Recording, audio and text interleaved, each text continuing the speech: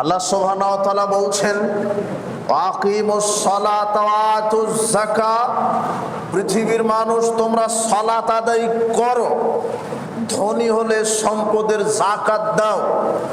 আল্লাহ সুবহানাহু ওয়া তাআলা বলছেন, আল্লাযী খালাকাল মাউত ওয়াল হায়াত, তিনি আল্লাহ যিনি মৃত্যু এবং জীবন সৃষ্টি করেছেন, যিনি মানুষের মৃত্যু এবং জীবন সৃষ্টি করেছেন।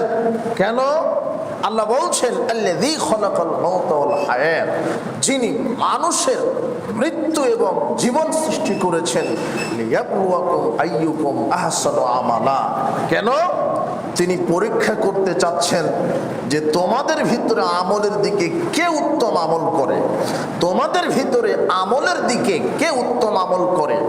আর পৃথিবীতে আমলের জগতে, ইবাদতের জগতে সর্বশ্রেষ্ঠ এবং উত্তম আমলের নাম কি?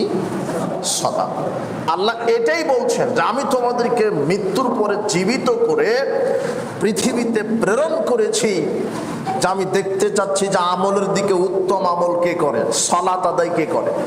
আমলের দিকে উত্তম আমল কে করে, সালাত আদায় কে করে, আল্লাহ এটা দেখতে চাচ্ছেন।